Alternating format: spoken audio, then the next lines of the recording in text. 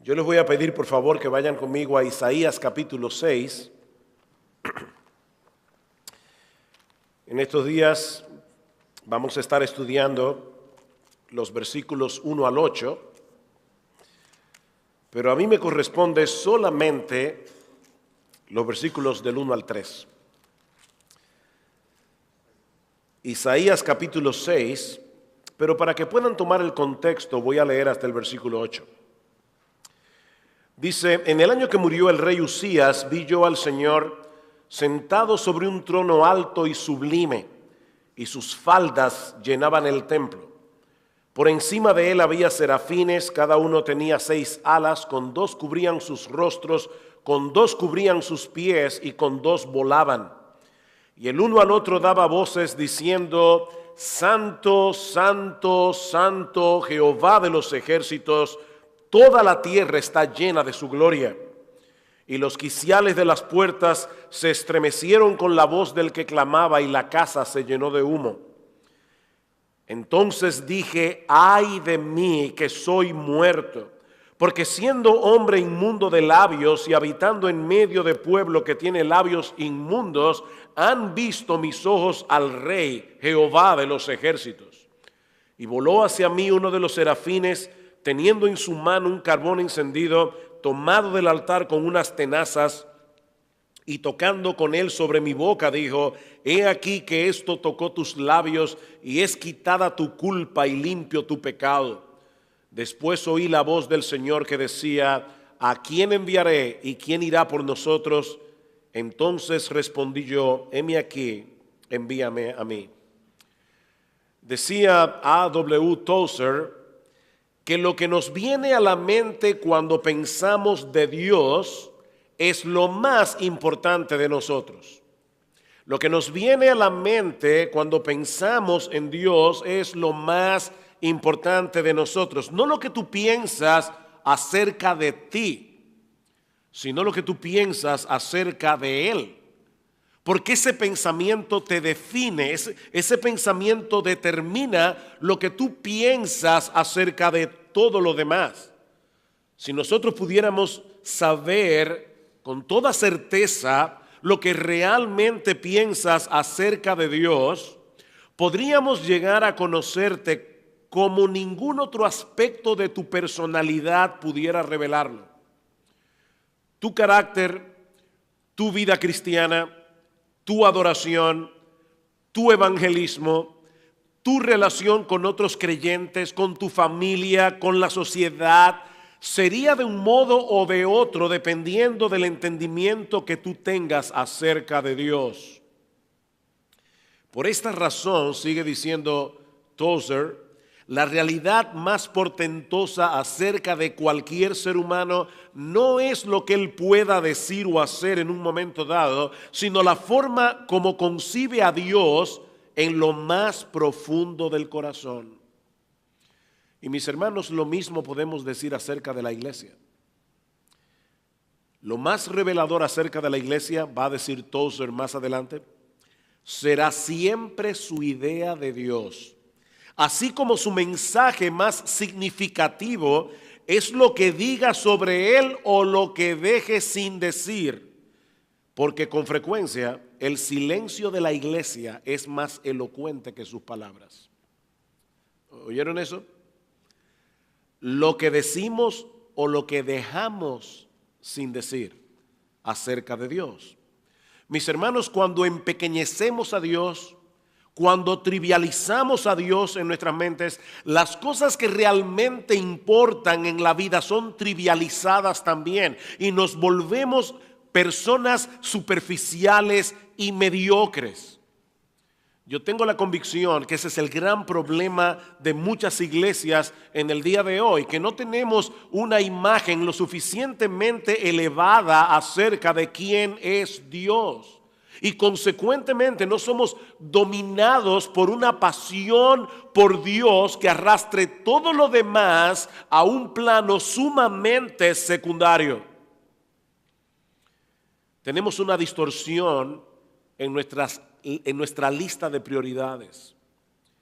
Y es por eso que tú y yo necesitamos pasar por una experiencia similar a la que se describe en el capítulo 6 del libro de Isaías.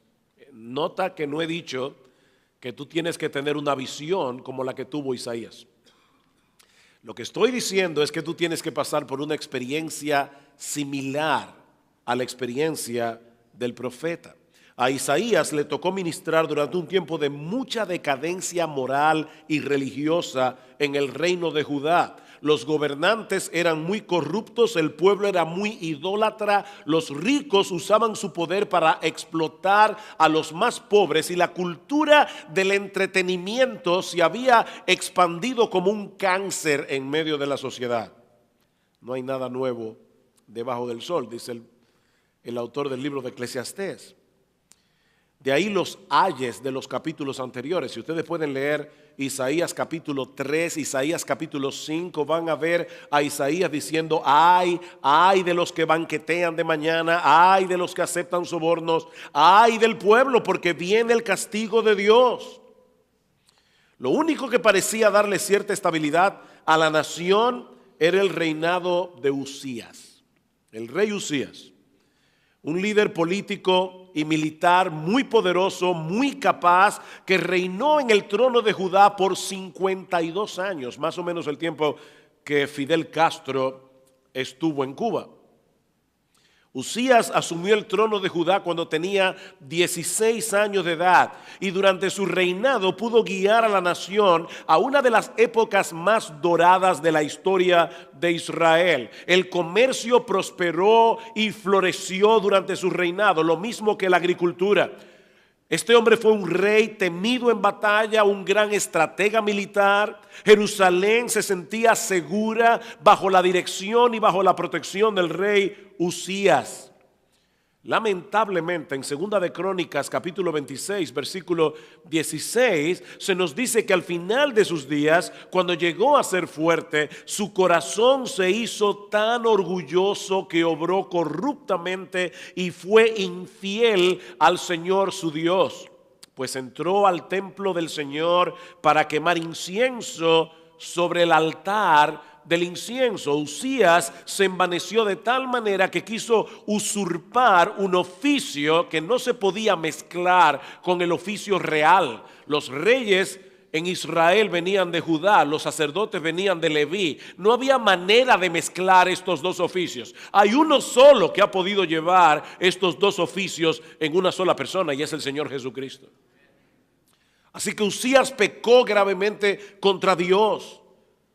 Y cuando los sacerdotes trataron de impedirle que hiciera lo que él estaba haciendo, este hombre se llenó de ira en el mismo templo y Dios lo hirió con lepra y así murió. En una forma vergonzosa. Este fue un tiempo de crisis para la nación de Israel.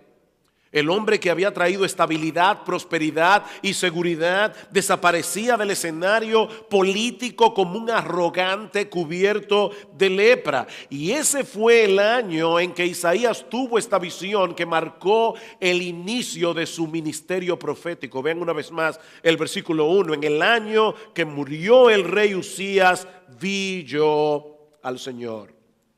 A partir de ese momento, Isaías se mantuvo predicando fielmente la palabra de Dios durante casi medio siglo, hasta que fue asesinado brutalmente por el rey Manasés. Según la leyenda, Isaías fue cortado en dos por una sierra. Así murió este hombre de Dios. Y mis hermanos, lo que yo quisiera tratar de responder en esta tarde: ¿qué es lo que se requiere para llegar a tener tal pasión por la persona de Dios que le permita a un ser humano común y corriente como tú y como yo? Por favor, no idealicen los personajes bíblicos. Eran hombres de carne y hueso como tú y como yo. Isaías no era un superhombre. ¿Qué es lo que se requiere para que un hombre común y corriente como tú y como yo pueda predicar fielmente la palabra de Dios por casi 50 años en medio de tanta apostasía, en medio de tanta corrupción moral?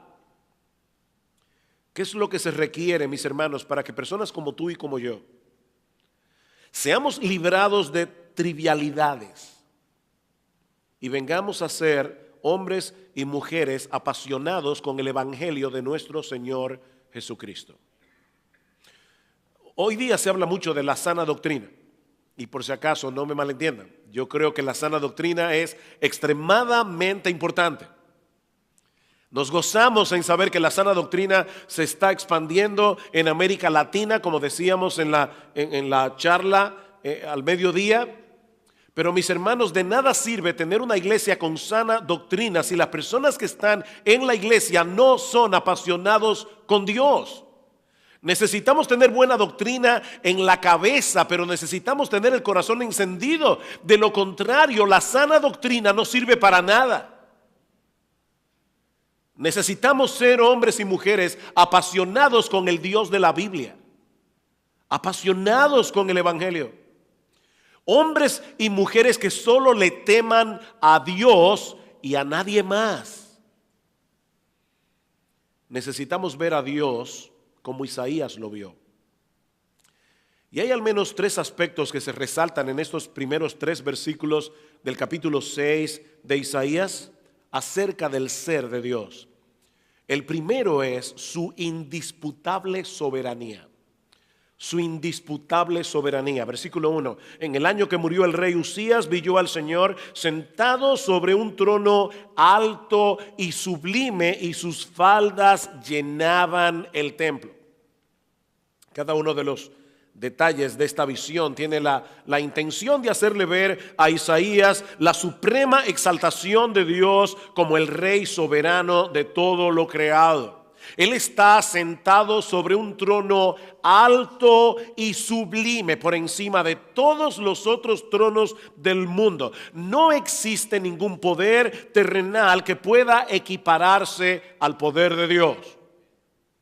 Ningún otro trono que esté cercano al suyo.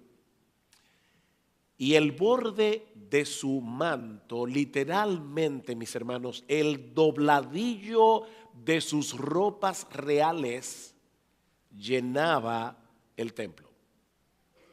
Cuando Isabel II fue coronada como reina de Gran Bretaña en el año 1953, la cola de su vestido estaba hecha de terciopelo y armiño, medía 36 pies de largo, casi el ancho de una cancha de básquetbol. Y era tan pesada que se necesitaron 6 damas de honor para cargar la cola del vestido de Isabel. Bueno, mis hermanos, Isaías nos dice que el ruedo de la ropa imperial del Señor era tan abundante que llenaba todo el templo.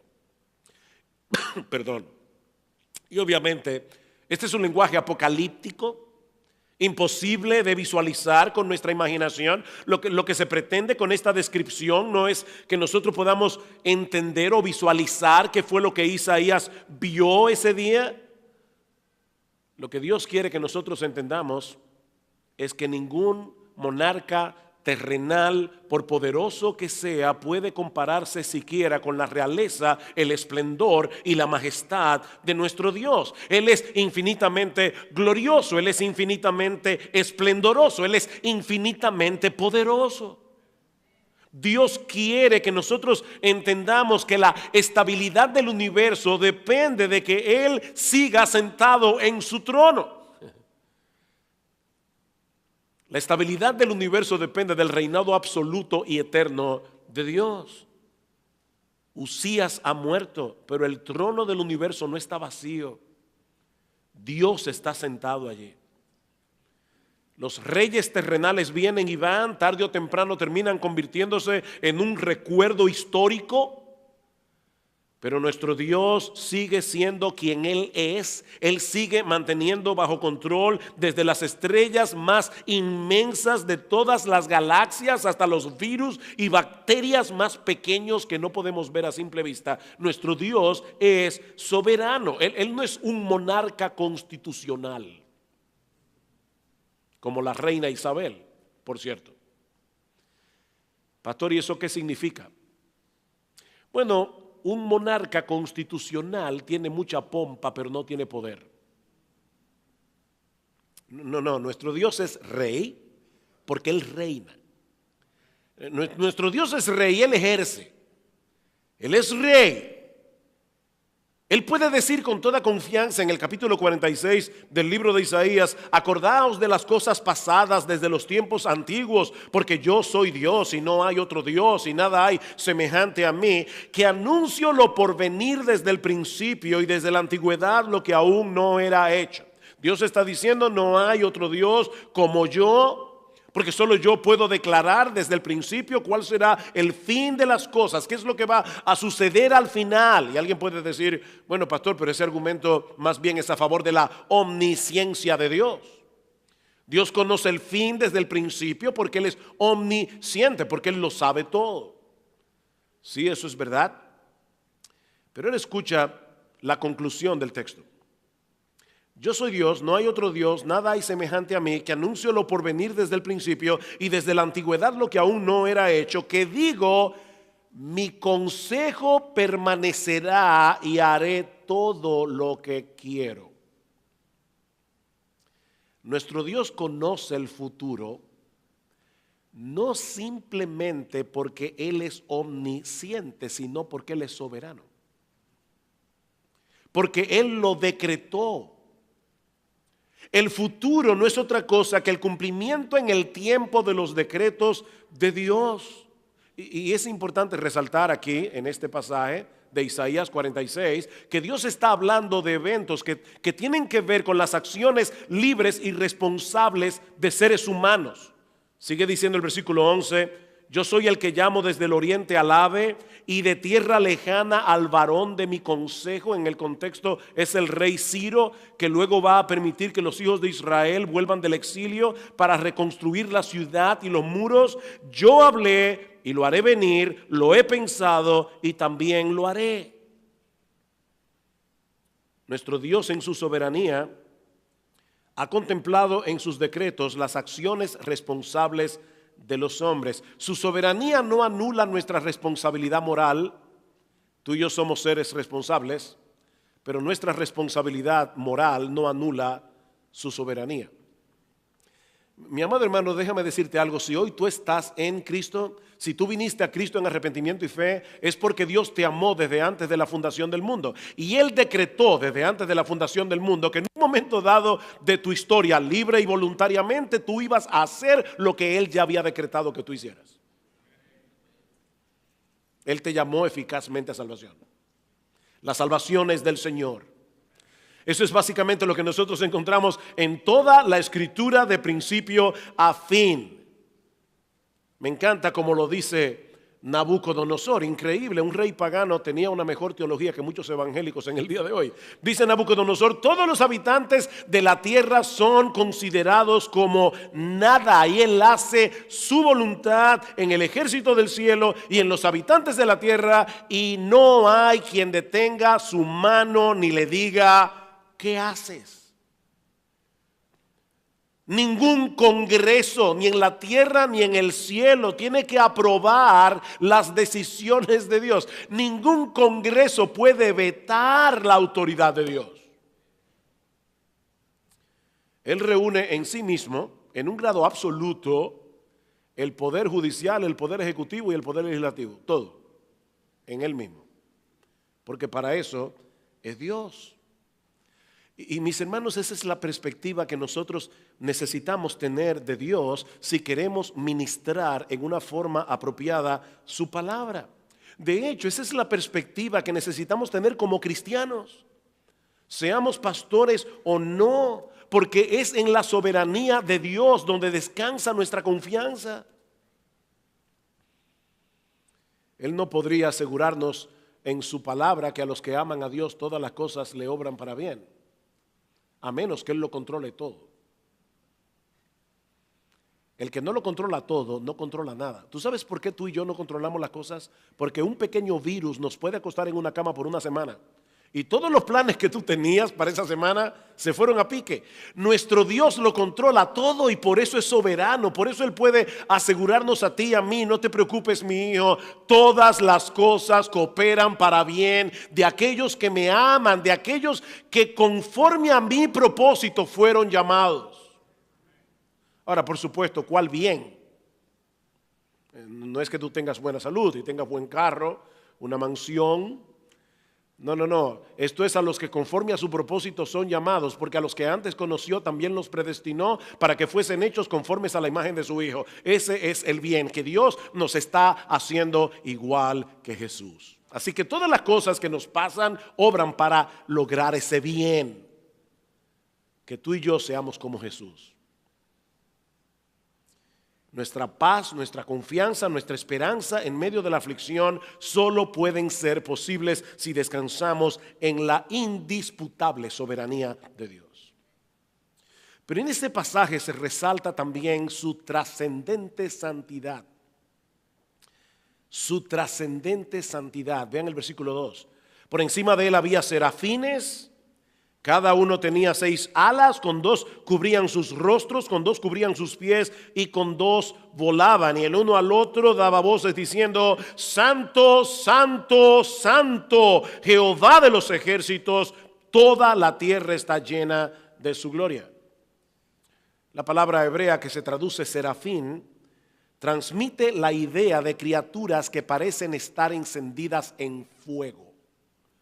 ¿Recuerdan ustedes cuando en Números capítulo 21 Dios castigó al pueblo de Israel con serpientes ardientes? Esa es la misma palabra. Son criaturas encendidas en fuego. Así que mis hermanos, por favor, cuando escuchen la palabra serafín, no piensen en esos bebitos rechonchos con alas que aparecen en algunos cuadros renacentistas. No, eran criaturas temibles. Isaías nos dice en el versículo 4 que los quiciales de las puertas se estremecieron con la voz del que clamaba. Un solo ángel hizo temblar los cimientos del edificio del templo.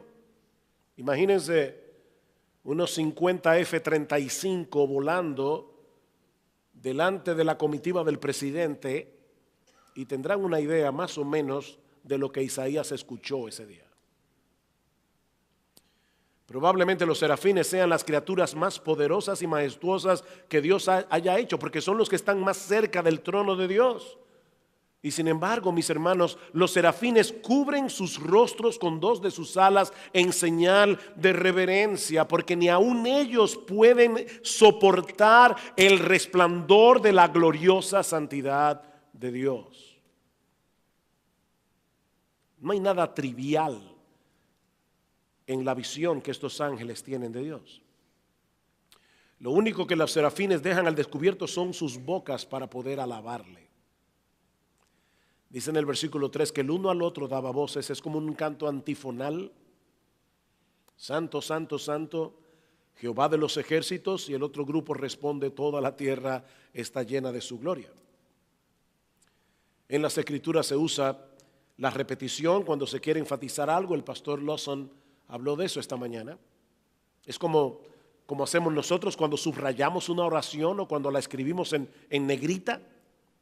De manera que lo que los serafines están haciendo aquí es proclamar de la forma más enfática posible que nuestro Dios es santo. Es el único atributo de Dios que se repite 3 veces en la Biblia. Dios es amor, pero en ningún lugar de la Biblia dice que Dios es amor, amor, amor. O que Dios es poderoso, poderoso, poderoso, o justo, justo, justo. Pero sí se dice que Él es santo, santo, santo. Ahora, cuando nosotros escuchamos la palabra santidad, la primera idea que suele venir a nuestras mentes es la de pureza moral. Pureza moral. Y aunque eso está incluido en el concepto de santidad, nuestro Dios es muy puro, nuestro Dios no tiene nada que ver con el pecado.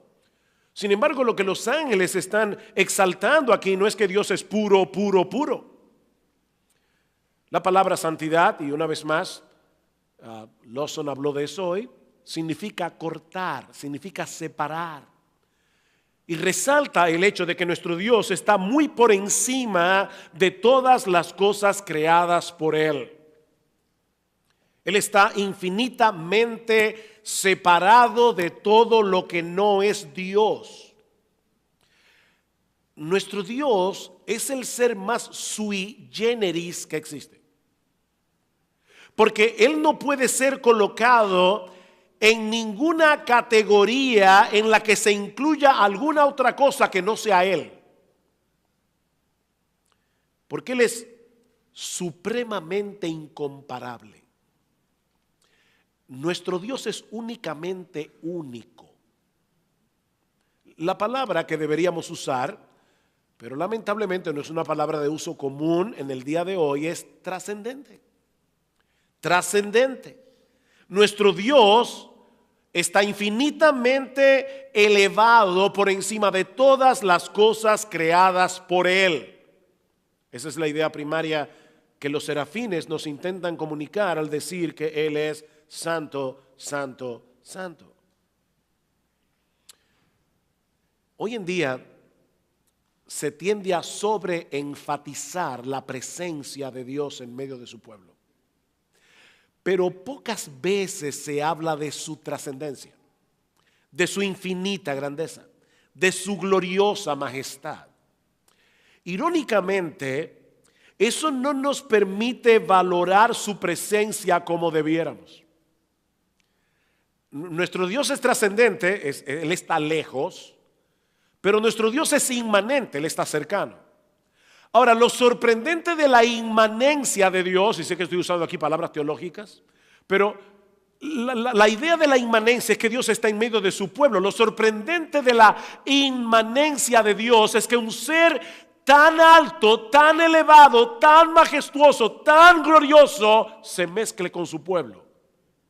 Eso es lo que hace la presencia de Dios digna de ser valorada por encima de todo lo demás. Nuestro Dios se acerca en Cristo. Creo que era R.C. Sproul que preguntaba, ¿qué puede ser más parecido a Dios? ¿Un gusano o un serafín? ¿Qué ustedes creen? ¿Qué puede ser más parecido a Dios? ¿Un gusano o un serafín? ¿Cuál es la respuesta? Ninguno de los dos. Ninguno de los dos, porque cuando Dios es la tabla de comparación, no hay nada que se le compare. Él es únicamente único, Él es trascendentemente santo. Por supuesto, al hablar de la santidad de Dios, no podemos dejar de lado su pureza moral. Nuestro Dios es santo porque no hay ningún asomo de pecaminosidad o de impureza en todo su ser. Él es perfectamente santo en todos y cada uno de sus atributos. Él es perfectamente santo en todas y cada una de sus decisiones. Él es perfectamente santo en todas y cada una de sus obras. La santidad de Dios es la corona de sus atributos. Es lo que hace que Dios sea Dios. Ustedes se imaginan cómo sería estar a merced de un Dios que fuera todopoderoso, que fuera inmutable, que fuera omnisciente y que no fuera santo. ¿Cómo sería estar a merced de un Dios así? Sería estar a merced de un monstruo. Pero nuestro Dios es quien Él es precisamente porque Él es santo. Es porque Dios es santo que Él es un ser temible y cautivador al mismo tiempo. Él es temible y Él es cautivador. Él es santo en el ejercicio de su omnipotencia. Él es santo en la aplicación de su justicia. Él es santo en la plenitud de su amor, de su bondad, de su misericordia. ¿Y saben lo que es más sorprendente, mis amados hermanos? Que estamos hablando aquí de que Dios es único, Dios es singular, no hay nadie como Él. Y sin embargo, la santidad de Dios es uno de los atributos que los teólogos llaman comunicables, porque es un atributo que Él comparte hasta cierto punto con sus criaturas.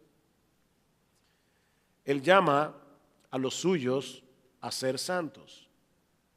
Sed santos porque yo soy santo. Cuando el atributo de la santidad se aplica a las criaturas, lo que se quiere señalar es que nosotros hemos sido apartados. Recuerden la palabra santidad, separados. Hemos sido apartados, hemos sido separados para el uso exclusivo de Dios. Nosotros fuimos comprados para ser exclusivamente suyos. Si invocáis por Padre aquel que sin acepción de personas juzga según la obra de cada uno, conducíos en temor todo el tiempo de vuestra peregrinación. Sed santos porque yo soy santo. Nuestro Dios diseñó un plan de salvación para rescatarnos de la esclavitud del pecado y hacernos santos. Él nos está haciendo a cada uno de nosotros semejantes a nuestro bendito Señor y Salvador Jesucristo. Yo he usado muchas veces esta ilustración, perdónenme si la han oído antes, es que no conozco una mejor. Pero alguien le preguntó una vez al famoso escultor Miguel Ángel cómo era posible que él tomara un bloque de mármol y con un cincel y un martillo pudiera tallar un caballo. Si alguna vez ustedes han visto una obra tallada de Miguel Ángel, es sorprendente, parece que tiene vida. Y le decía a esta persona, ¿cómo es posible que tú puedas tomar un bloque de mármol y sacar de esa piedra un caballo? Y Miguel Ángel decía, es muy fácil, yo tomo el cincel y le quito todo lo que no se parece al caballo. Bueno, mis hermanos, ¿saben lo que Dios está haciendo con cada uno de nosotros? Dios tiene un cincel en la mano, su providencia, y a través de muchas aflicciones Él está tallando en nosotros la imagen de Jesús. Todos nosotros tenemos demasiadas cosas que no se parecen a Jesús. Y el Señor está determinado. Ni tú ni yo queremos ser una obra maestra. Nosotros quisiéramos ser un garabato. Pero nuestro Dios está determinado a hacer una obra maestra con nuestras vidas. Él está determinado a plasmar en nosotros el carácter santo, perfecto de nuestro bendito Señor y Salvador Jesucristo. Y Él lo hará. Y otra vez, como nos decía Lawson esta mañana, hay una santidad que es posicional, hay una santidad que es progresiva y hay una santidad que es final. ¿Saben qué es lo más hermoso que hay en el cielo? Lo más hermoso que hay en el cielo es Jesús. ¿Saben qué es lo segundo más hermoso que hay en el cielo? Que todos nosotros seremos igualitos a Él. Sí, ese hermano que tú ves en la iglesia y que tú no lo soportas mucho va a ser igualito a Jesús. Si es creyente, seremos como Jesús. Dios está empeñado en hacernos como Jesús. Y Él nos dice en su palabra, sed santos porque yo soy santo. Es una orden, no es una opción para el creyente. Mis amados hermanos, sin santidad nadie verá al Señor. Es por eso que nosotros creemos que en las iglesias evangélicas hay muchas personas que creen ser lo que no son. Porque si no son santos, si no están luchando con su pecado, si no se avergüenzan de su pecado, si no se arrepienten de su pecado, si no viven una vida de arrepentimiento, probablemente van camino al infierno. Mis hermanos, si camina como un ganso, habla como un ganso y se mueve como un ganso, no lo dudes, es un ganso. Sed santos porque yo soy santo. Dios nos escogió en Cristo. Dios nos salvó. Dios hizo una obra de regeneración en nosotros para hacernos santos. Sed santos porque yo soy santo. Lo irónico es que muchas veces tú y yo quisiéramos tener los atributos incomunicables de Dios. No queremos ser santos, pero queremos ser todopoderosos, ¿no es así? ¿No te gustaría ser el soberano del universo? ¿Tener el control de todo en las manos? O por lo menos de tu esposa. ¿No te gustaría? Pero Dios no dice en ninguna parte de la Biblia, sed todopoderosos como yo soy todopoderoso. Dios no dice en ninguna parte de la Biblia, sed soberanos como yo soy soberano. No, lo que Él dice, sed santos porque yo soy santo. Eso es lo que Él dice en su palabra. Mi hermano, no trates de ser Dios. Conténtate con contemplar su hermosura con admiración y procura en dependencia del Espíritu de Dios a vivir coram Deo, una de las frases favoritas de Sproul. A vivir en la presencia de Dios, a vivir en la cara de Dios. Porque eso es una realidad, aunque no estemos conscientes de ella. Nosotros vivimos en la presencia de Dios. ¿A dónde me iré de tu espíritu? ¿Y a dónde huiré de tu presencia? Si subiera a los cielos, allí estás tú. Si en lo profundo del mar hiciera mi estrado, allí estás también. Pero hay un aspecto más que se resalta en este pasaje acerca del ser de Dios. Me dijeron que debía terminar a las 6:45. Hay un aspecto más y es la manifestación visible de su gloria. Vean otra vez el versículo 3. Y el uno al otro daba voces diciendo: Santo, Santo, Santo Jehová de los ejércitos, toda la tierra está llena de su gloria. Las palabras que se usan en la Biblia para referirse a la gloria de Dios, tanto en el Antiguo Testamento como en el Nuevo Testamento, significan honor, valor superlativo, riqueza, excelente reputación, esplendor. John Piper define la gloria de Dios, y escuchen esto, como la belleza y excelencia de sus múltiples perfecciones. Es un intento de poner en palabras cómo es Dios en su magnificencia y pureza. En Dios hay una plenitud infinita y desbordante de todo lo que es bueno, dice Piper.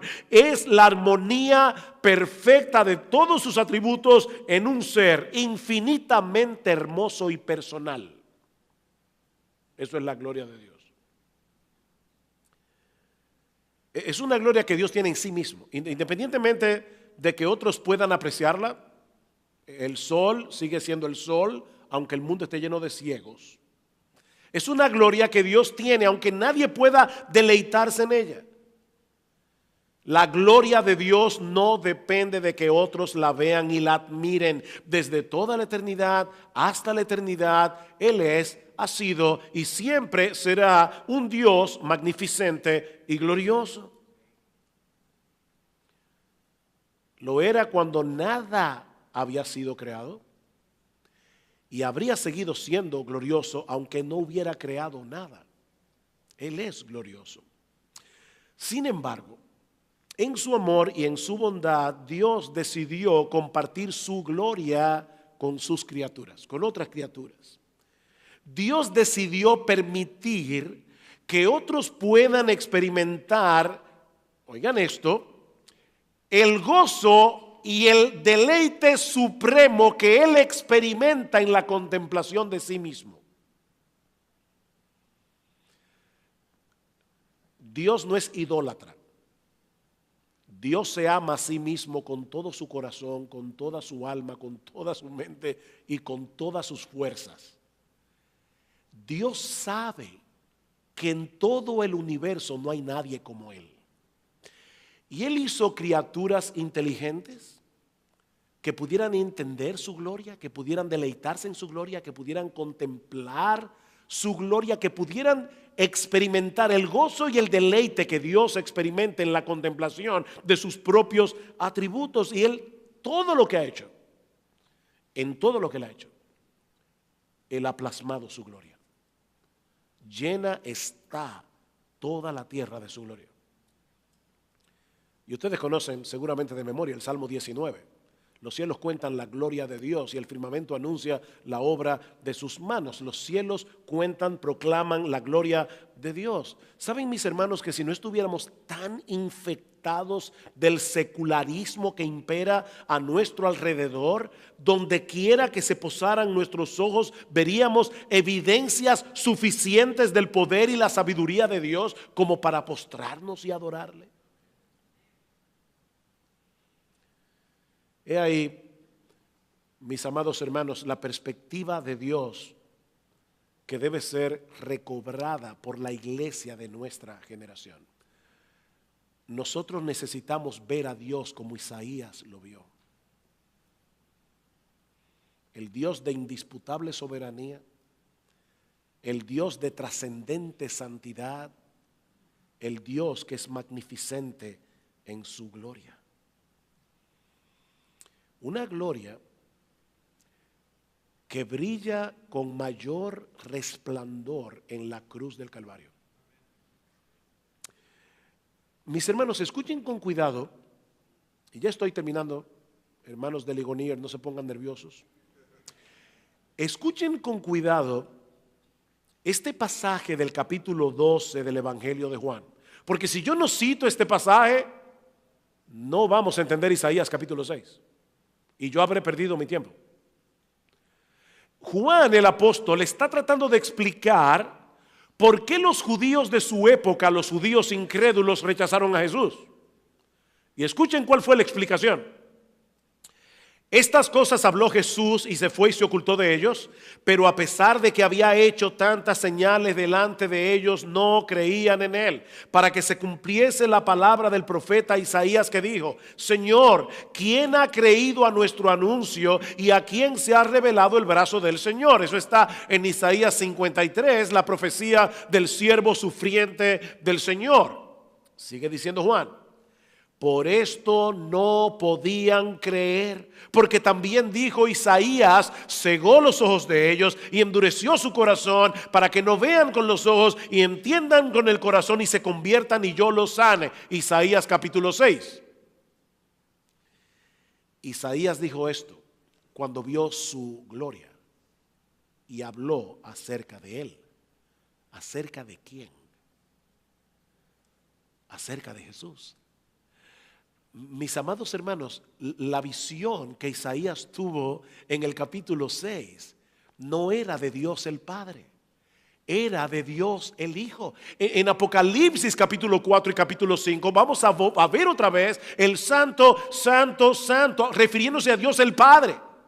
Pero en Isaías capítulo 6, el santo, santo, santo se refería a Dios el Hijo. Pero lo sorprendente de este pasaje, mis hermanos, es que Juan está conectando aquí la profecía del siervo sufriente del Señor en Isaías 53 con esta visión de la gloria de Dios en Isaías capítulo 6.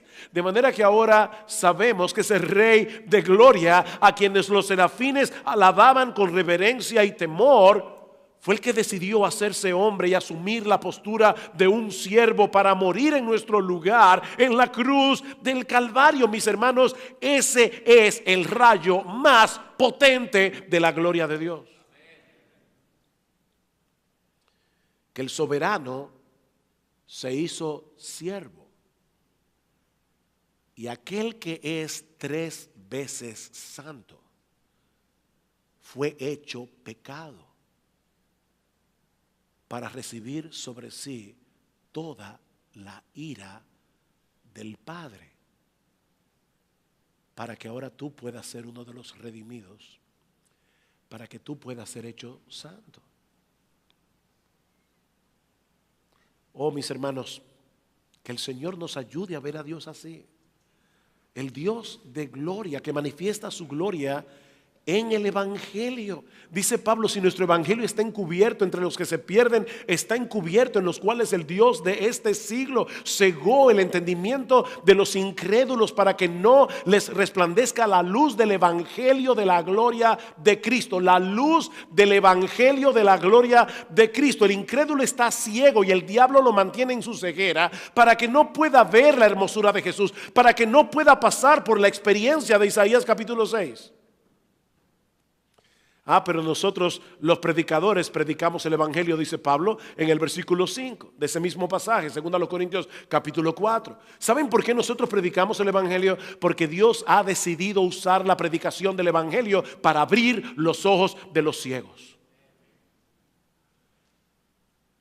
Y cuando estábamos allí sentados en una iglesia algún día y alguien estaba predicando el evangelio de la gloria de Dios en Cristo, dice Pablo en el versículo 6 de 2 Corintios capítulo 4: y Dios, que mandó que de las tinieblas resplandeciese la luz, es el que resplandeció en vuestros corazones para el conocimiento de la gloria de Dios en la faz de Jesucristo. El mismo Dios que en Génesis capítulo 1 versículo 3 dijo: sea la luz, y fue la luz. Ese mismo Dios, cuando tú estabas escuchando la predicación del evangelio, vino a través de su Espíritu Santo y dijo: sea la luz. Y tú por primera vez en tu vida viste lo que antes eras incapaz de ver, que nuestro Señor Jesucristo es más glorioso que lo que nuestras mentes pueden entender y nuestras bocas pueden expresar.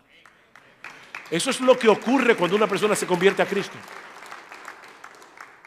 Sin esa obra de regeneración no puede haber conversión, no puede haber salvación. Y eso solo ocurre a través de la predicación del evangelio, cuando nosotros mostramos a través de la Biblia ese rayo potente de la gloria de Dios que emanó de la cruz del Calvario.